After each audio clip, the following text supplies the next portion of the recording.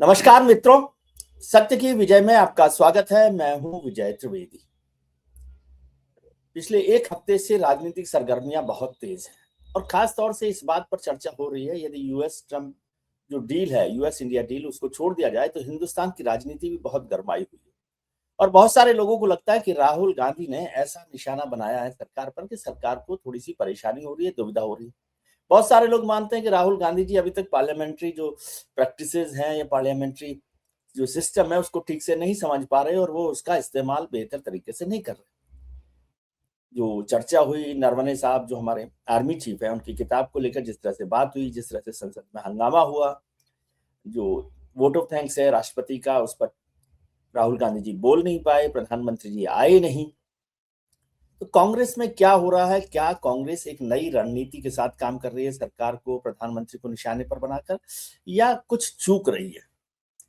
बहुत सारी बातें हैं, बहुत सारी चर्चाएं, लेकिन चर्चाएं खूब हो रही है। तो इस सब पर कि राहुल गांधी जी क्या सोचते हैं, कांग्रेस की रणनीति का क्या मायने है और संसद में जो कुछ हो रहा है वो ठीक लगता है कि नहीं लगता, इस पर चर्चा करेंगे हमारे परम मित्र और राजनीति का, कांग्रेस का 40 साल का उनके पास अनुभव है, बहुत बारीकी से, बहुत गहराई से, बहुत गंभीरता से, बहुत चैनल के संपादक रहे हैं। तो बहुत सारे चेले आजकल नए नए तरीके से उनका काम कर रहे हैं, मीडिया को देख रहे हैं, उनको भी वो डांटते टपटते रहते हैं।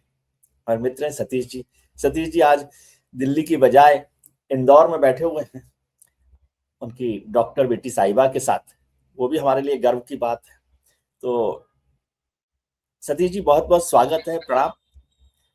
बिटिया प्रणाम। को भी कीजिएगा, हमको तो अच्छा लगता है कि हमारी बिटिया डॉक्टर रहे। तो और आप वहां से भी समय निकाल पा आशीर्वाद रहे हैं, है। इसलिए बहुत शुक्रिया। जी। क्या हो रहा है सर? राहुल जी ने क्या परेशान कर दिया प्रधानमंत्री जी को, या राहुल जी परेशान है? दोनों परेशान लगते हैं। दोनों परेशान है। आपने कहा कि निशाना तो लगा रही है जी और कांग्रेसियों का निशाना लग भी रहा है, लेकिन जी, इतना ही सच ये भी है कि वो चूक भी रहे। चूक भी रहे। हाँ, निशाना जो लगा रहे हैं वो गुरिल्ला पद्धति से थोड़े थोड़े समय के लिए लगता है निशाना, और लगता है कि बड़ा सटीक बैठा है। लेकिन उसके बाद प्रधानमंत्री जी आते हैं, जवाब देते हैं और सब चीजों को दूसरे तरफ निशाना मोड़ देते हैं। जैसे इन्होंने कहा, वो देख शब्द पकड़ लिया, कब्र, संसद में। जी अब पता नहीं किसने कब्र खुदेगी कब बोला, कैसे बोला, किस अंदाज में बोला, किस राजनैतिक रूप से बोला, लेकिन प्रधानमंत्री जी को तो एक शब्द ही चाहिए। और खुद बोला उन्होंने कि एक बार मैं शुरू हो गया तो फिर शुरू हो गया। खुद बोला उन्होंने संसद में। जी तो निशाना तो साधा था, ठीक, लेकिन अब देखिए ना, एक दो दिन हो गए, अब वो जनरल नरवणे वाली बात का कोई हम जिक्र नहीं सुन पा रहे। जी, अब कहीं कांग्रेस नहीं का होगा। वही होता है कि T20 क्रिकेट के अंदाज में मामले उठाते हैं और वही 20 ओवर के बाद गायब हो खत्म। जाते। तो ये है, और ये लगता है कि प्रधानमंत्री जी को सूट करता है कि हुट कहते हैं ना, हुट एंड स्कूट कुछ ऐसे बोलते हैं। जिस गुड। आए, टिप्पा मारा और बॉल बाउंड्री के बाहर चला गया, है ना।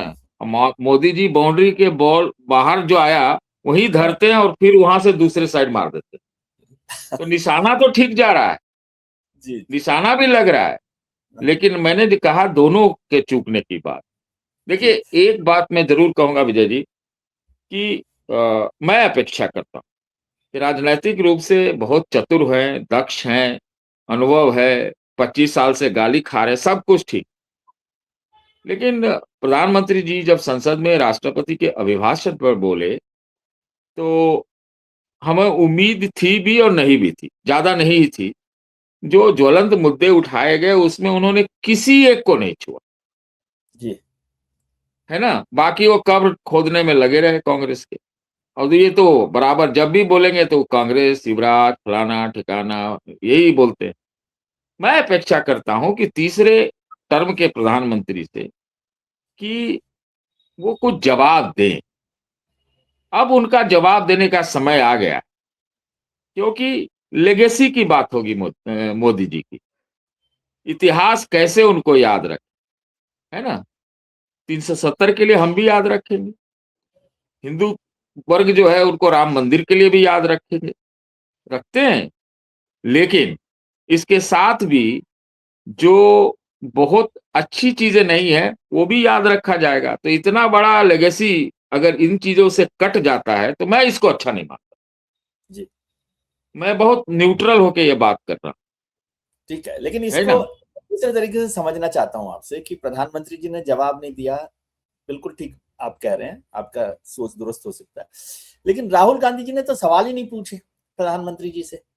यदि आपको लगता है कि नरवणे के अलावा भी वो वोट ऑफ थैंक्स पर कुछ सवाल सरकार से पूछते, राष्ट्रपति के अभिभाषण पर बहुत सारे सवाल करते, उस मौके को पूरी तरह से इस्तेमाल करते, हो सकता है कि वो समझते हो कि केवल एक पिन पॉइंट अटैक जो है वो ज्यादा महत्वपूर्ण होता है, लेकिन वो कुछ सवाल बड़े खड़े करते राष्ट्रपति अभिभाषण के बहाने, क्योंकि वो इतना बड़ा पैनोरमा होता है, आपको याद है राष्ट्रपति का अभिभाषण, कि आप कुछ भी पूछ सकते हैं, कुछ भी बात कर सकते हैं, उसका इस्तेमाल उन्होंने नहीं किया। तो प्रधानमंत्री जी को भी उसका जवाब देने की जरूरत नहीं पड़ी और उन्होंने वन साइड जो बैटिंग करनी थी वो कर दी। देखिए, प्रधानमंत्री ने लोकसभा वाला भाषण राज्यसभा में दे दिया, जी लेकिन राहुल गांधी आप ही कह रहे थे कि 46 मिनट बोल चुके थे, जी जहां तक।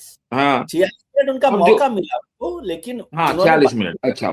हाँ, देखिए, मैं ये मानता हूं, मैं इस मामले में राहुल गांधी में खोट नहीं देखता। जी वो उन्होंने जो एक दो लाइन से चर्चा बनाई और जो बोलना था वो लगभग वही बोल दी, इसके अलावा और क्या बोलते।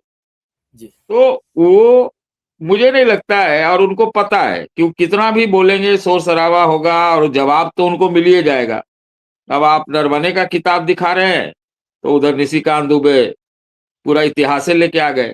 अब जो भी है सच्चाई है, गलत है, सही है, तो उनको पता है कि संसद में जो भाजपा ब्रिगेड है, भाजपा ब्रिगेड है, वो मोटार दागती है उल्टा, और वो कोई इशू पर बात नहीं करती, एकदम पक्का है। तो हमको लगता है राहुल गांधी को ये समझ है, तो मैं राहुल गांधी में ऐसा खोट नहीं समझता। उनको जो पॉइंट बनाना था उन्होंने बना दिया। जब इन लोगों ने पूछा किताब, तो लो भैया किताब लेके आ गए। जब इन लोगों ने कहा ऑथेंटिकेट, तो ऑथेंटिकेट कर दिया। आपके हिसाब से और भाई, स्ट्रेटेजी। मेरे हिसाब से उनके लिमिटेड माइंड से वो स्ट्रेटजी उनकी ठीक है। और बोलने के लिए कोई जरूरी है कि संसद में ही बोला जाए? कौन एक्सपंज हो जाएगा, क्या नहीं होगा, क्या हो जाएगा? तो बोलने के लिए तो पूरा भारत है, पूरा दुनिया है उनके लिए, तो बोलते रहे। जो अभिभाषण पर नहीं बोले वो आज से शुरू करें ना भाई। हम लोग भी प्रेस कॉन्फ्रेंस आपके चैनल के माध्यम से लाइव कर देंगे, करते है हैं। ना। मुझे मौका मिला विजय जी पहली बार राहुल गांधी को देखने का, तीन जी चार आप फीट लंच से। देखने गए थे हुड्डा साहब के साथ। हाँ, 3-4 फीट से। तो कुछ पत्रकारों ने उनसे पूछा कि आप हमें तो बुलाते नहीं हैं। तो बोले कि आपको क्यों बुलाया, आप तो भाजपा वाले हो, तो भाजपा के ही छापोगे, तो क्यों बुलाए, क्या फायदा इससे। तो बोले कि नहीं नहीं, पैरेलल मीडिया वाले तो जो है वो तो आपको दिखाते हैं, उनकी आपकी बात कहते हैं। तो राहुल गांधी बोले कि मैं तो उनसे मिलता हूँ। तो भाई, मिल मिल के अपनी बातें कही जा सकती है। आज या कल का मैं अभी आपके पास आने से पहले देख रहा था कि पवन खेड़ा जो है यूएस ट्रेड डील के ऊपर बड़ा काफी बोल। सरेंडर, नरेंद्र सरेंडर, बहुत बहुत गजब तरीके से वो बोल रहे हैं। तो हमलावर ये है। राहुल गांधी भी तो कर सकते हैं। वही तो उनको मैं किसने आपसे। रोका, और वो रुकते भी नहीं है। तो फायदा उठाने के लिए है यार, विजय जी को ही इंटरव्यू दे दे राहुल गांधी, है ना। जी तो उनका भी भला होगा और विजय जी का चैनल भी अच्छा बढ़ेगा। तो इन्हीं जहां आप छपते हो वहां तो कम से कम छपवाओ। जी इसलिए मैंने कहा ना आपको कि वो निशाना ठीक मारते हैं, लेकिन T20 जैसा वो ना 2-3 घंटा में खत्म हो जाता आप T20 कह रहे हैं, बार बार T20 क्रिकेट का जिक्र कर रहे हैं राहुल जी के लिए, लेकिन वो T20 में जब फर्स्ट इनिंग में आते हैं तब तो ठीक से करते हैं, जब उन्हें चेज करना हो तो वो शायद स्लिप कर जाते हैं, ऐसा है। है। देखिए, T20 तो एक ही इनिंग का होता है। अब नहीं एक हर मैच इनिंग अलग होता है। से पहले तो खेला। नहीं पहले हर खेला तो वो मैच अच्छा खेल लेते हैं, बाद में जब उन्हें चेज करना हो, यानी बीजेपी को, मोदी जी को उसका जवाब बिल्कुल, देना हो, इस बात, हाँ, इस बात से मैं बिल्कुल सहमत हूं। इसीलिए तो मैंने कहा कि निशाना लगाते हैं, लेकिन जब उल्टा मोर्टार आता है तो फिर तब ये दूसरे मुद्दे पे चले जाते हैं, उसका जवाब उतना नहीं दे पाते हैं, जी है कि नहीं। वोट चोरी का मुद्दा इन्होंने उठाया, 2-3 प्रेस कॉन्फ्रेंस की, वोट चोरी की रैली भी कर दी, सब ऑपोजिशन वाले गायब रहे, लेकिन काला पहन के ममता जी पहुंच गई सुप्रीम कोर्ट में। तो बात यह है कि किसी मुद्दे पर खड़े रहने के लिए आपको पहले से ज्यादा खड़ा होना पड़ता, फॉलो अप नहीं है इनके यहाँ, ये दिक्कत जी। बहुत सारे लोगों ने कहा कि लोकसभा में तो इतना हंगामा सब कुछ हो गया, राज्यसभा में तो प्रधानमंत्री जी बोल लिए 1 घंटा 30 मिनट 1 घंटा 40 मिनट, तो उनकी स्ट्रेटेजी तो कामयाब हो गई और जो विपक्ष था वो राहुल गांधी के साथ खड़ा नहीं दिखाई दिया। आपको भी ऐसा लगता है?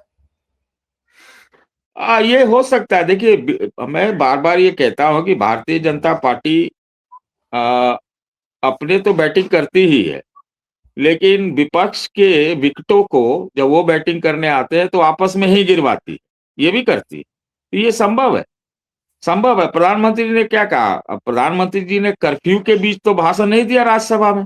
अगर लोकसभा में दिक्कत थी, हो सकता है दिक्कत हो, लेकिन राज्यसभा में तो थोड़े बहुत हल्ला हंगामा के बाद जो बोलना था उनको उन्होंने बोला, 1 घंटा 40 मिनट बोले। पूरी जी। रक्षा व्यवस्था, सुरक्षा व्यवस्था, सब बता। नारेबाजी, मेजों का थपथपाना सब, और अंत में उन्होंने कटाक्ष भी कर दिया कि थक के चले गए, थक के चले गए। अगर विपक्ष एक होता, मजबूत होता, या कांग्रेस वाले आमादा होते तो डटे रहते और शोर शराबा करते रहते, नारेबाजी करते रहते। वो अपना बोलते, आप अपना शोर शराबा करो।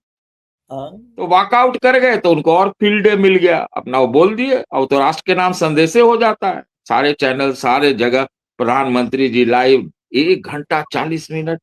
आप समझ रहे हो? तो हो गया, हो गया, तो हो ये गया। तो आप उनको कामयाब प्लीज। मत होने दो ना। या फिर मैं तरीका बताता हूं कि प्रधानमंत्री जी इधर बोल रहे थे, उन्हीं चीज को अभिभाषण के जवाब को लेते हुए या प्रधानमंत्री के जवाब को लेते हुए तुरंत राहुल गांधी को प्रेस कॉन्फ्रेंस करना चाहिए, है ना? ये वाला शायद प्रेस कॉन्फ्रेंस कट भी जाता चैनलों, अरे तो मतलब वो लोग आपको जब दिखा भी दे। मिले, आप राहुल गांधी जी से जब हुड्डा साहब के लंच पर मिले, तो आप केवल गोलगप्पे पर फोकस किया, राहुल जी को बताते कुछ बात कि भाई क्या करना चाहिए, या उनको देखिए किसी ने ये बताया? मेरा काम, देखिए विजय जी, ये मेरा काम तो है नहीं। मैं तो उनको रीड करने के लिए एक पत्रकार के जरिए ही उनके नजदीक पहुंचा, मशक्कत करके। हाँ। हम मिले कहाँ उनसे, हम उनको देखे, और अच्छा। मिलते भी तो ये मेरा काम नहीं है। अगर हमसे नहीं, कोई पूछे नहीं आपको तो हम मतलब कुछ, इस तरीके से कि भाई आप जवाब क्यों नहीं देते, आप सवाल तो कर सकते थे ये बात का। लेकिन अगर वो सवाल लेंगे तब ना। भाई मुद्दा ये, हम पहली बार जीवन में उनको देखा है, उनकी उनको और प्रियंका गांधी को, है ना? तो हमारा को न पहचानते हैं, न, कोई मतलब नहीं, हमारा कोई वही शख्सियत ऐसा नहीं है। तो जो लोग हैं उनके सलाहकार, उनको करना चाहिए ना। हम लोग कौन होते हैं? तब तो ऐसे ही कुछ लोग कह देंगे आप कि अरे आप तो कांग्रेसी हो, आप भाजपाई हो। इस तरह के चक्रों में फंसना नहीं है। जब भी फंसाने का कोशिश वो करते हैं, मैं तो निकल जाता हूँ। आपको कौन फंसा रहा है? नहीं नहीं, मैं आपको नहीं बोल रहा हूँ। बहुत लोग हाँ। हैं, जैसे आपको क्या है, भाजपा वाले आपको राष्ट्रीय चैनलों पे मिलेंगे, जी। तो जैसे ही आप उनके कुछ खिलाफ बोलोगे तो आपको कुछ कांग्रेसी जैसा कहने लगते हैं। तो जी। मैं कहता हूं कि भाई ये तो आप सिद्ध करके दिखाओ, हमारा तो कोई लेना देना नहीं। तो इस लिहाज से मैं कह रहा हूं कि मैं जी। उनसे कुछ सवाल पूछ सकता हूं, अगर तो मौका ये मिले तब ना। तो ये भी नहीं मानेंगे कि सतीश जी राहुल जी से पहली बार देखा है, मिलने की बात तो दूर, ये तो सोचते हैं कि राहुल सही जी तो सही, साल लेकिन हम से तो पहली बार देखे ही। मोदी जी को आमने सामने 2 बार देख चुका हूं, 2014 में शपथ में, सामने से दूर से, और एक बार थोड़ा नजदीक से अरुण जेटली जी के यहाँ शादी थी बेटे या बेटी की, उसमें। ये 2 मौका। अच्छा, अब ये बताइए कि कांग्रेस जो स्ट्रेटेजी यहाँ पार्लियामेंट में तो कर रही है, क्या आपको लगता है कि ये सेशन में वॉश आउट हो जाएगा या खत्म हो गई बात? देखिए बात सीधी सी है, अगर गंभीरता से कहें तो विपक्ष और संसद का जो, खासतौर से कांग्रेस का जो है, बीजेपी, एक दूसरे को गदानते नहीं। हम लोग बिहार में एक शब्द बोलते हैं गदानना, इज्जत करना, कुछ नहीं करते एक दूसरे। दोनों एक दूसरे को नीचा ही देखते दोनों, है ना? और मैं एक बोलता हूं, छोड़िए उसको। सवाल यह कि आप किस मुद्दे पर खड़ा रह सकते और किस ढंग से उसको फैलाते, बढ़ाते, चढ़ाते, ये मुख्य मुद्दा है। अरे भाई, संसद तो 3-4 बार होता है ना साल में। देश तो पूरा सालों खुला रहता है। आप करो ना काम। कोई, हाँ, आपको कौन रोक रहा है? इतना तो रोक नहीं रहा है, और रोक भी रहा है तो आप करो। ऐसे तो रुकिए हुए हो, ऐसे तो और रोक दिए जाओगे। उठा रहे हो ना कुछ मुद्दे, लेकिन आप खड़े नहीं रहते हो, तो फिर वो मौका उनको मिल जाता है। एक बात, वॉश आउट हमको नहीं लगता है। देखिए, अगर राज्यसभा में प्रधानमंत्री जी बोल गए, कुछ ना कुछ अंदर बातचीत हुई होगी, कुछ तो हुआ हो। हम लोग जो सामने देखने के लिए कुछ और हो, लेकिन अगर वो अनवरत बोल गए, तो एक इसका समझौता हो जाता है। मतलब हो गया है। हाँ, कुछ ना कुछ हुआ होगा, कुछ ना कुछ हो गया। कभी कभी क्या होता है ना कि एक समझौता होता है, अब खूब होता है पार्लियामेंट में, हो सकता है अंडरस्टैंडिंग हुआ कह हो। सकते हैं, इसको अंडरस्टैंडिंग कह सकते हैं, अंडरस्टैंड, समझो। हाँ, तो वो हुआ होगा वॉश आउट। तो उस लिहाज से तो हो ही गया, लेकिन वॉश आउट मैं इसको मानता नहीं हूँ विजय जी। इस मामले में बड़ा मैं प्रजातांत्रिक। संसद में कुछ गतिविधियां होती हैं, चाहे वॉकआउट होता है, चाहे नारेबाजी होती है, चाहे सवाल होते हैं, तो मैं मानता हूं कि ये उदाहरण है कि संसद अभी भी जीवंत है। जी, मैं मैं उसके उन खिलाफ वालों में नहीं हूं जो डेटा में जाते हैं कि इतना घंटा बर्बाद हो गया, इतना नहीं घंटा बर्बाद कर दिया, इतना पैसा चला गया। I do support. मैं दूसरी बात पूछ रहा था कि भाई बजट सेशन है, तो क्या बजट पर बहस हो पाएगी? क्योंकि 53 लाख करोड़ का जो बजट है हमारा देश का, उस पे क्या चर्चा हो पाएगी कि नहीं हो पाएगी? मैं जो प्रदर्शन होता है उसके खिलाफ नहीं हूँ, संसद में हंगामा उसके भी खिलाफ नहीं हूँ मैं तो मोटे तौर पर, ठीक है, लेकिन मुझे क्या लगता है कि होगा। होगा? मुझे लगता है कि बजट पे चर्चा होगी, ये मेरा मानना। जी क्योंकि देखिए, सरकार को भी कुछ चीजें अपनी इकोनॉमिक वाहवाही करनी है, जैसा प्रधानमंत्री जी ने 1 घंटा 40 मिनट उस दिन किया। और कांग्रेस वाले भी बड़ा इकोनॉमिक्स के बड़े और बिजनेस के बड़े जानकार लोग हैं उनके यहाँ। तो वो सोचेंगे कि भाई, जो भारत की आर्थिक स्थिति है, जो वाणिज्यिक डील हो रहे हैं, इस मौके को और देश की आर्थिक स्थिति आम आदमी की, वो उस पर कुछ बोले। तो हमें लगता है कि तमाम अवरोधों के बावजूद ये होगा, चर्चा होगी।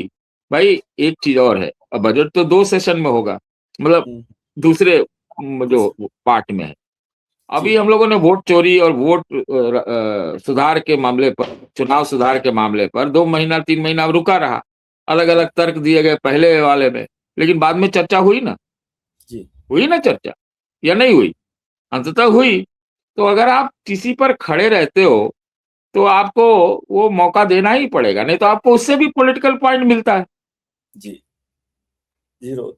अब जो संसद के अलावा बाहर देखें तो 5 राज्यों के चुनाव महत्वपूर्ण है। 5 में से 4 तो बड़े ही राज्य हैं, बंगाल है, असम है, केरल है, तमिलनाडु है।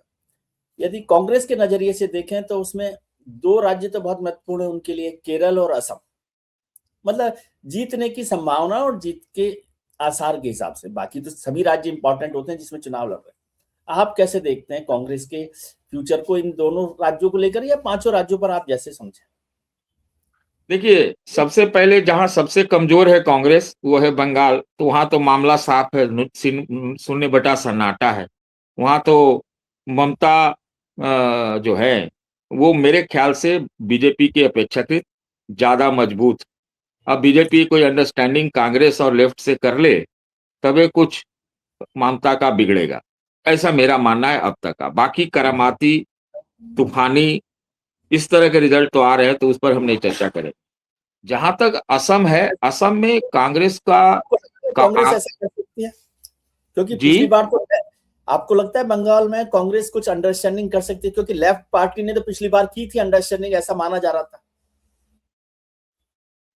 मुझे पता नहीं, मुझे लगता नहीं, ऐसा नहीं लगता है, लगता नहीं है, लेकिन कई तरह से चीजों को चढ़ा दिया जाता है। अंडरस्टैंडिंग ना भी हो, कांग्रेस वाले को किसी तरह से फूंक दिया जाए कि भाई तुम्हारा वापसी का कुछ हिसाब किताब है, थोड़ा सा प्रेजेंस जताने का, तो कांग्रेस वाले जरा चने की झाड़ पर चढ़ के वो अपना कुछ करने लगे, तो वो भी एक तरीका होता है। क्या हुआ था दिल्ली के चुनाव में, आप जानते ही, जी जी 0 आया, लेकिन उसने तो बहुत क्लोज चुनाव में, इतना शोर शराबे वाला, शराब और फलाना ठिकाने वाले चुनाव में केजरीवाल बहुत कम, मतलब हारे। मैं तो ये कहूंगा, सीट भले ज्यादा कम हो गई, लेकिन वो कांग्रेस का जो 4-5 कितना परसेंट वोट आया, उसने बहुत करामात कर दिया, है कि नहीं?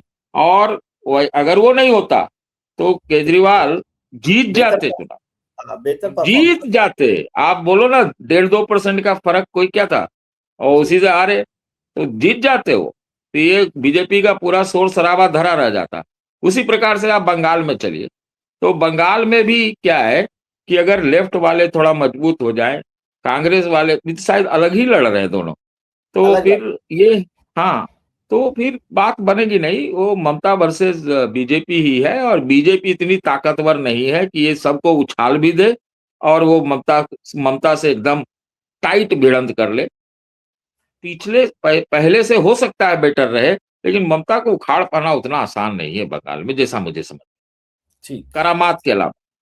जी, असम की बात मैं कह रहा था विजय जी, आप असम करामात में जब कांग्रेस, आप बोलते हैं, करामात आप जी, बार बार बोलते हैं, करामात क्या शब्द का आप बार बार इस्तेमाल करते हैं, इसका कोई कोनोटेशन है? इसका कॉनोटेशन है? देखिए, मैं अपने तरफ से कुछ नहीं बोलता। जो विपक्ष कहती है, जो दावे करती है, जो आरोप लगाती है, जो सबूत लाती है, जो बातें कहती है, मैं उसके आधार पर कह रहा हूं कि अगर उनमें दावों में दम है कि नहीं, ये तो पता ही नहीं चलेगा। लेकिन ऐसा है कि एकदम चुनाव स्वच्छ है, ये भी नहीं है। दूसरी बात कि अब चुनाव के बीच में 10,000 15,000 बंटने लगा, ये नया परिपाटी है, तो अब तो करामात ये तो इसको भी तो कहते हैं। जी, तो अब ये तो मैं असम की बात कह रहा था। जी असम पर। देखिए, असम में क्या है कि एक पुराना कांग्रेसी है जो भाजपा का सेनापति बना हुआ है, और वो बहुत उग्र और एकदम अतिरेक में चलने वाला आदमी, और वो कांग्रेस की भी अंदर की बातें जानता है, और नया जो है पोस्टर बॉय भी है भाजपा और आरएसएस से भी वो कोशिश करता है। तो कांग्रेस के लिए एक बड़ा ही मुफीद स्टेट था, जहां पर डेमोग्राफी और आदि आदि वोट बैंक वगैरह भी सपोर्ट करते हैं कांग्रेस पार्टी को। लेकिन इनकी आपस की अ, जो दिक्कतें हैं, जो लड़ने की क्षमता, लड़ने के तौर तरीके हैं, और सामने एक पहाड़ खड़ा है। तो अभी भी मैं, अब देखिए, वो सुना कि 38 लाख महिलाओं को पैसा बंट रहा है, हाँ, कुछ को दे भी दिया गया है, युवाओं के लिए, फलानों के लिए, ठिकाने के लिए, और एसआईआर शायद वहां जिस ढंग से होना था नहीं हुआ। तो ये सारे जो चीजें हैं, और ऊपर से पोलराइजेशन, तो वो कांग्रेस यहाँ पर आराम से जीत सकती थी। लेकिन ये यहाँ पर जो है भाजपा को हम मानेंगे कि वहां पर एज है, अभी भी अब भी बिल्कुल है, है। मेरा तो अपना ऐसा मानना है। हाँ, कांग्रेस क्यों नहीं उठा सकती? क्योंकि कांग्रेस वहां पर असम में मुस्लिम डोमिनेंस काफी है, 25 से 30% वोट है, और बहुत जगह पर तो 50-60 पर भी है। करीब करीब 40 सीटें ऐसी है जहां पर मुस्लिम डोमिनेंस का बहुत बड़ा फायदा हो सकता है। तो यदि हिमंता वो बिस्वा देखिए, शर्मा कर रहे हैं वो तो उसका फायदा उठा वो सकते हैं। वो हो सकता है, लेकिन उसके लिए ना एक समेकित कार्यक्रम खोजता है, और वो शायद हमको नहीं लगता है कि सिनर्जी है। वो जो आग होनी चाहिए, जीतने की ललक होनी चाहिए, वो उस चीज की कमी है। देखिए, आप असम के बारे में भाजपा की बार बार सुनेंगे, ये दे दिया, मियाँ बोल दिया, फलाना कर दिया, ठिकाना कर दिया, फलाने लोग गए वहां, ये किए वो किए। क्या कांग्रेस में न छपने के बावजूद भी कुछ ऐसी बातें आती है क्या असम के बारे में कि आप छापने पे मजबूर करो? नहीं आती। तो वो वाली बात है, ऐसा लगता है, पता नहीं, हो सकता है जनमानस पूरा खिलाफ हो। हिमांता से बताया भी गया था कि हिमांता से लोग बहुत उनके खिलाफ एंटी इनकम्बेंसी है। वो देखने को आएगा कि अभी क्या हो सकता है। असम में तो कांग्रेस पार्टी का चैलेंज कमजोर नहीं रहेगा, ये मैं कह सकता हूं, लेकिन इतना मजबूत रहेगा कि वो उखाड़ दे भाजपा को और हिमांता को। इसका एक जी, प्रिकर्सर ये था, जो मैं इसलिए सवाल आपसे पूछा कि हिमंता बिस्वा शर्मा ने एक्चुअली झारखंड का चुनाव हिमंता बिस्वा शर्मा ने ही लड़ा भारतीय जनता पार्टी की तरफ से, है ना, और वहां भी घुसपैठिया और घुसपैठिया दामाद का इशू बनाया, और वहां हेमंत सोरेन ने उसको नेगेट कर दिया, जीत गए दोबारा से। तो यहाँ कांग्रेस क्यों नहीं कर सकती इस बात को, जबकि 10 साल से वो है और आप एंटी इनकम्बेंसी की बात कर रहे हैं? देखिए, कांग्रेस के लिए तो सबसे बड़ा देश भर में चैलेंज होना चाहिए हिमांता को हरा। भाई, नॉर्थ ईस्ट में कांग्रेस का झंडा गड़ा रहता था, उसको जो कांग्रेस से निकला हुआ आदमी दूसरे में चला गया, वो भी क्या कहें, गद्दार में ही आएंगे। जी। कांग्रेस के गद्दार, मैं कांग्रेस के गद्दार उनके शब्दों। तो वो तो हराना तो उनके लिए बहुत जरूरी है, और मुफीद स्टेट भी है वोट बैंक के जरिए। आपने बात कहा, लेकिन वो बात, वो दम है कि नहीं गौरव गोगोई में, और ये वो हम अभी कह नहीं सकते, लेकिन लगता नहीं। मोटी बात मैं ये कह रहा हूं। जी। दूसरी बात, पूरा जम के लग जाए ना, राहुल प्रियंका वगैरह सब, तो लड़ाई हो जाएगी। सब संसाधन सब कुछ होने के बाद, पोलराइजेशन, तरह तरह के बयानों के बावजूद लड़ाई जम के हो सकती है, बशर्ते कि आप उस ढंग से जाए। दूसरी बात कि आपने कहा हिमांता का, हिमांता, हमको लगता है कि वो झारखंड को असम समझ बैठे, और कहा जाता है कि उनकी वजह से हारे। उन्होंने इशू बना दिया यहाँ आदिवासी और जो माइनॉरिटी अच्छा है असम, ये झारखंड में, ये सब मिलजुल के, हाँ, वो ऐसा कहानी बना दिया, मैया योजना आ गया। विजय जी, कहा जाता है कि जो 10,000 रुपया बटा बिहार में महिलाओं को, उसके थिंकर जो है हिमंता हैं, वही है मेन, जिन्होंने ये बात सामने लाई कि इस ढंग से पैसा दिया जाए, ये लाए, और वो उससे बिहार में उन्हीं के आइडिया पर ये सारा काम, है ना। लेकिन ये झारखंड में तो मैया योजना आ गया। तो ये मैया योजना भी, आदिवासी भी, मुसलमान भी, और बाहरी वारी भी, ये सब मिला के तो हो गया। यहाँ तो वो भी एक रीजनल पार्टी है, आदिवासियों की पार्टी है, हेमंत जेल में थे, सारा मिला जुला के एक पूरा माहौल बन गया वहां, और ठीकरा फूट गया हिमांता के ऊपर। ये बात तो बिल्कुल सही है।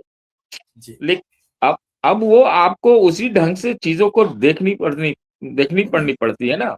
देखिए, मेरा मानना कभी भी कि चैलेंजर का चैलेंज जो है, चैलेंजर मैं बोल रहा हूँ, चैलेंजर वो थोड़ा पहले स्थापित होना चाहिए। ये करने में क्या कांग्रेस पार्टी कामयाब है? मुझे नहीं पता, मैं जमीन पर जाके ही आइडिया लगेगा कि क्या है। लेकिन बहुत सारे कमजोरियां रहती हैं, संसाधनों की भी कमी रहती है, कांग्रेस में तो टूट फूट भी रहती है। तो ये बात है, और बीजेपी एक कमांडिंग पोजीशन में चलती है, वन लीडर के हिसाब से। असम में वन लीडर, देश में वन लीडर, और अब तो एक दो और आ गए हैं। चलिए, तो वन ये लीडर चीज बना कांग्रेस दिया में असम जी, में तो ये कांग्रेस ने है, भी अपना वन लीडर बना दिया ना, गौरव गोगोई को। बना तो दिया, लेकिन क्या उसको एकदम सब लोगों का, कांग्रेस में मैंने पाया है, मैं अपने अनुभव से कह सकता हूं कि एक आपने जिसको बनाया, तो उसका एक सबको आंख मूंद के फॉलो करना चाहिए, कांग्रेस में नहीं होता। जी। सेंट्रल अब कमांड चाहती भी नहीं है कि फॉलो करे उसको आंख मूंद के। ये जी। कांग्रेस की कमजोरी का बड़ा कारण है। जी। और हर स्टेट में, 3-4 स्टेट तो आपसी टूट फूट से ही हार गए। अब तो अब जो एक पॉजिटिव खबर कहीं पर आ सकती है, जो सिल्वर लाइनिंग दिखती है कांग्रेस के लिए, वो केरल है। आपको केरल में सिल्वर लाइनिंग दिख रही है? क्या वो जीत सकती है, या हरियाणा जैसा हो कि वो जीत के मुंह से भी हार निकाल ले? देखिए, होने को तो कुछ भी हो रहा है करामात, वो हम नहीं कह रहे हैं। और ऐसे भी आरोप लगता है कि भारतीय जनता पार्टी, पिनरी विजयन और भारतीय जनता पार्टी में काफी अच्छा संबंध, ये तो कांग्रेस वाले आरोप लगा चुके हैं। तो ये तो अगर आरोप क्या है भाजपा, इसमें? आपकी स्ट्रेटेजी नहीं है इसमें, आरोप क्या है? कोई किसी से दोस्ती करता है, सतीश जी से विजय जी की दोस्ती, इसमें आरोप क्या है? देखिए, मुद्दा वो नहीं है। आप भाजपा वालों से बात करिए, या भाजपा के प्रवक्ताओं को सुनिए, या प्रधानमंत्री जी तक को सुनिए। ये वामपंथी का होना, वामपंथी शब्द ही जो है, एक प्रकार से एकदम उसको आतंकवादी जैसा ट्रीट करते जी। हैं, वो देश विरोधी ट्रीट करते हैं, हाँ। उसको अराजक ट्रीट करते हैं। जी। लेकिन ये कहने की बात, अर्बन नक्सल भी बोलते हैं।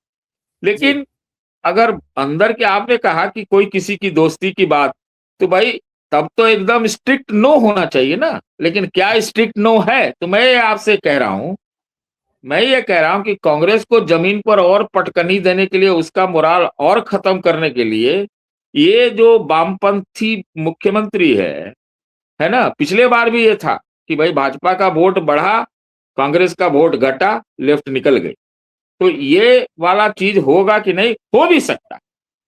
नहीं नहीं, तो लेकिन इसको ये दूसरे बात तरीके। सही है आपकी, मैं मानता हूं कि केरल का इतिहास, केरल का डेमोग्राफी, केरल का इंटेलेक्ट, उसका मिजाज, उसके लिहाज से इस बार लगता है कि यूडीएफ आ सकती।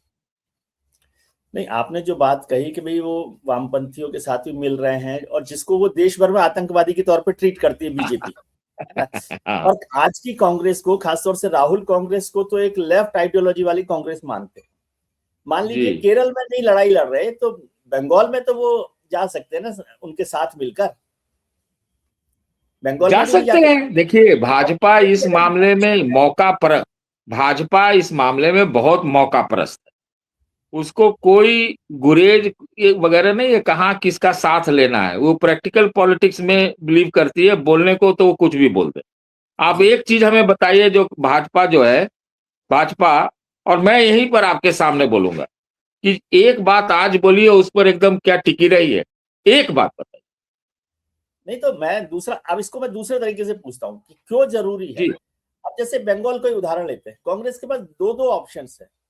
वो ममता बनर्जी के साथ खड़ी होकर भी बीजेपी को रोक सकती है और वो वामपंथ के साथ जाकर भी ममता बनर्जी को रोक सकती है। जब दो मौके हैं तो ये तो आपको तय करना है। इसे आप ये क्यों कहते हैं कि वो भारतीय जनता पार्टी मौका परस्त है। वो केरल में जाके वामपंथियों के साथ मिल जाती है, बंगाल में भी बंगाली वामपंथियों का साथ ले लेती है और देश भर में आतंकवादी बताती है, और कांग्रेस को लेफ्टिस्ट पार्टी कहते हो आप। देखिए, कांग्रेस का विरोधाभास यही है, विपक्षी खेमे का टीना जो है, ये इसी इसी ये विरोधाभास है कि भाई, अगर आप प्रजातंत्र के खात्मे का, जैसा आप लोग आरोप लगाते हैं, उसकी खिलाफ लड़ाई लड़ रहे हो, तो चाहे वोट चोरी हो, चाहे कुछ भी हो, छापे हो, कुछ भी हो, इन सब पे आपको कम से कम ममता को तो साथ रहना चाहिए। या ममता को भी, अगर आपको विपक्ष का एक टॉल लीडर रहना है, तो आपको कांग्रेस के साथ रहना चाहिए। नहीं है, ऐसा है नहीं, तो नहीं है। अब इसको मौका परस्ती कहें या अपना मौका देखने का एक सपना देखें, या अपना वजूद देखें, एकला चलो का देखें, यहाँ भी एक हर्ट बन का देखें कि भाई देखो, ये हमारे यहाँ से कांग्रेस से निकली और आज जो है कांग्रेस का ही पलीता लगा रही है और हम लोग कुछ नहीं है। तो एक तरह तरह से सोच आदमी का होता है। मैंने ये पाया है विजय जी कि कांग्रेस में, ये मैंने शायद पहले भी आपको कहा कि कांग्रेस पार्टी के अंदर एक छटपटाहट है, या एक फैसला है कि अपने को मजबूत करो, अपने दम पे मजबूत करो, भले 4 सीट आए। ये फैसला वो कर चुके हैं, ऐसा दिखता है। ये चीज आपको अभी क्या नाम है, महाराष्ट्र में दिखा, ये जो लोकल चुनाव हुए। आप बिहार में दिखा, जहां अपने दम पे, अपने टर्म्स एंड कंडीशंस पे ही समझौता हुआ। इसी प्रकार से आपको कई और जगह दिखे, और अभी बंगाल है, आप देख वैसे सकते हैं। ये तो देश तो ये इलेक्टोरल, एक, ठीक है, आपकी बात ठीक है। मैं ये आखिरी सवाल पूछ रहा हूँ, ये देश चलता है इलेक्टोरल डेमोक्रेसी से। इलेक्टोरल डेमोक्रेसी में मजबूती किस चीज से होती है? मजबूती होती है सीट से। अब आप बिहार में कह लीजिए मजबूत हो गए, सीट तो एक नहीं मिली। महाराष्ट्र में क्या हुआ, मजबूत हो गए, अब बीजेपी ने तो उनके साथ, शरद पवार के साथ भी मिलकर सीट लड़ ली, राज ठाकरे के साथ भी मिलकर लड़ ली और बीएमसी में मेयर बना लिया। महाभारत में श्री कृष्ण कहते हैं कि धर्म युद्ध में जो नतीजा है, जिस चीज के लिए लड़ाई लड़ी जा रही है, वो महत्वपूर्ण है। युद्ध में उसके लिए कुछ और इधर उधर जाया जाए, इधर उधर के रास्ते अपनाए जाए, यदि पूरी महाभारत को समझे। महाभारत अगर श्री कृष्ण की स्ट्रेटेजी से नहीं होती तो वो धर्म युद्ध को वो नहीं जीत पाते। विजय जी, इस मामले में मेरी राय भिन्न है। जी। मैं प्रजातंत्र के लिए मैं प्रजातंत्र के लिए सिर्फ इलेक्शन को महत्वपूर्ण नहीं मानता। ये कोई आज की बात, मैं बहुत, अगर टू मच इलेक्शनाइजेशन, मैं एक नया शब्द गढ़ रहा हूं, टू मच इलेक्शनाइजेशन हो जाए, तो वो भी प्रजातंत्र के लिए बहुत अच्छा नहीं। मेरा ऐसा मानना है कि राजनीति प्रजातंत्र तब शुरू होती है जब वोट के नतीजे आ जाते हैं, तब उसके बाद क्या होता है। तो मैं इसको बहुत ज्यादा तवज्जो नहीं देता। हो सकता है कांग्रेस पार्टी की स्ट्रेटजी हो, मैं उसमें क्यों बुराई को देखूं। मैं बात कौन ठीक हो होता हूं सकती कमेंट, है। नहीं नहीं, मैं वो कह मैं रहा हूँ आपकी कमेंट बात नहीं। ठीक है, लेकिन देखिए, आप तो कुछ बदला, मान लीजिए मैं समझता हूँ राहुल गांधी जी इस देश की तस्वीर बदलना चाहते, कांग्रेस की तस्वीर बदलना चाहते, तो कहीं पर भी राज्यों में सरकार आए बिना, कहीं देश में सरकार आए बिना, देश में ताकत बनाए बिना हो जाएगा। बोलते रहिए कि हाँ हमने मजबूत कर लिया संगठन। नहीं नहीं, हो सकता है, लेकिन उसके लिए बहुत कुछ करना पड़ेगा। दे दें, एलओपी से इस्तीफा दे दे, हाँ कांग्रेस सांसदों का इस्तीफा करा दे, बोले कि हम चूंकि वोट में चोरी होता है, उनका आरोप है, मैं ये इस इलेक्शन को बायकॉट कर रहा हूं। आपको असामान्य स्थितियों का अगर आप दावा करते हैं तो असामान्य स्थितियों में सामान्य असामान्य तरीके से आप लड़ाई नहीं लड़ सकते।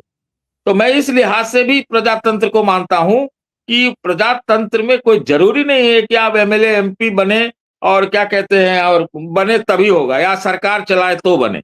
आप ऐसे भी बड़ी महत्वपूर्ण रह सकते हैं। मैं तो नहीं जानता हूं कि वामपंथी जो है बहुत जगह बहुत काबिज है, लेकिन अभी भी वामपंथियों का संसद में रहे या न रहे, वॉइस एक जरूर है, वॉइस एक जरूर है। आपको भी मानना पड़ेगा कि है। आप उसको बड़े आप अर्बन नक्सल अराजक कहते रहे, वो कहने लेकिन वालों की बात उनकी नहीं। उनकी वॉइस है। इसलिए सिर्फ नंबर गेम डेमोक्रेसी में नहीं होता। और अगर आपको लगता है आपके पास संसाधन, बीजेपी को आता है 61,000 करोड़ रुपया चंदा एक साल में, आपको आता है 522 करोड़, कैसे लड़ लोगे आप। तो आपको लड़ाई के तौर तरीके बदलने पड़ेंगे। सामान्य स्थिति अगर नहीं है तो असामान्य तरीकों से, संवैधानिक रूप से ही आप रहो। और इसी में अगर लड़ाई को ठीक बनाते हो, अच्छे से मुद्दे खड़े करते हो, अच्छे से मुद्दे खड़े करते हो, बार बार बोलूंगा, तो क्या होता है कि 2 महीने में राम मंदिर बनाने के बावजूद आप 400 वाली पार्टी जिन लोग कह रहे थे वो 240 पे आ जाती। तो मैं ये बोलता हूं कि मैं आप हमने तो नहीं, मतलब देखिए ऑनेस्टली बोलिए, मुझसे कोई पूछा था, मैंने वीडियो रिकॉर्ड किया था, मुझे लगता है 250 सीट आएगा। मैं अभी मेरे पास है, तो अरे आपकी वो पॉलिटिक्स वीडियो बहुत है। सवाल ही नहीं खड़ा नहीं करता। सुनिए ना, नहीं नहीं, देखिए मैं क्या चाह रहा हूं, मेरी बात सुनिए। कि आप मुद्दे खड़ा करना चाहते हो तो आप मुद्दे खड़ा कर सकते हो। संविधान का मुद्दा, आरक्षण का मुद्दा उस समय कितना खड़ा हुआ, और ये पता चल गया था कि हाँ, जो 400 वाले दावे करवाए जा रहे हैं, किए नहीं जा रहे, करवाए जा रहे हैं, तो फिर वो उतना नहीं आने वाला, ये सबको लगभग लगभग पता हो गया। तो हुआ ना भाई, लड़ाई बनी ना, लेकिन उसको लड़ाई को आपने वो लड़ी वहां तक, उसका छोड़ दिया, सो गए, है ना। या तो आप फुल राजनीति करके संघर्ष वाली राजनीति करिए, या फिर ये कहिए कि चुनाव में इतनी धांधली है, इतने धन का इसके है, बाद से संसार की, तो आप मत लड़ो ना। आप नहीं लड़के भी राजनीति कर सकते, ऐसा नहीं है। विवश कर सकते हो लोगों कि भाई आप अपना ठीक करो काम को, आप ठीक सिस्टम को ठीक करोगे कर, तब हम लड़ेंगे। ठीक आप है। आज सरकार की देखिए, एक बात विजय जी बहुत महत्वपूर्ण है। आज कांग्रेस पार्टी अभी सुना कि विपक्ष महाभियोग लाने की सोच रहा है सीईसी के खिलाफ। जीतेंगे तो नहीं महाभियोग, महाभियोग तो नहीं होगा नहीं, सबको पता है। तो आप चर्चा बनाने के लिए ला रहे हो, तो आप छवि को धूमिल करने के लिए छवि पर धावा बोल करके आप एक राजनीति कर रहे हो। तो छवि पर धावा बोलने की राजनीति के लिए जरूरी नहीं है आपके पास 3 नंबर हो या 200 नंबर हो, नहीं है, ठीक, बिल्कुल नहीं। ठीक है, चलिए, बहुत अच्छी चर्चा रही। अब राहुल गांधी जी भी सुनेंगे तो शायद कुछ उनको भी रास्ता निकलेगा। सतीश जी की बात तो सुनना चाहिए। और बहुत महत्वपूर्ण बात आपने कही है कि भाई जो वॉइस बनाना सबसे इंपॉर्टेंट बात है। क्या वो वॉइस कांग्रेस बना पा रही है कि नहीं बना पा रही, ये ज्यादा जरूरी है। और उसके लिए क्या स्ट्रेटेजी अपनानी, ये तो उनको देखना है। हम लोग तो सलाहकार है नहीं उनके, दोनों ही लोग नहीं है। तो हाँ, चलिए, बहुत बहुत शुक्रिया सर कि आपने वक्त निकाला। और इंदौर से भी अपने बेटी के साथ रहकर भी, मैं इसलिए बार बार जिक्र कर रहा हूँ कि हमें अच्छा भी लगता है कि हमारी बेटियां जो है बड़ा काम कर रही हैं, और उसके बीच आपने वक्त निकाला, उसके लिए बहुत शुक्रिया। Thank you very much. Thank you.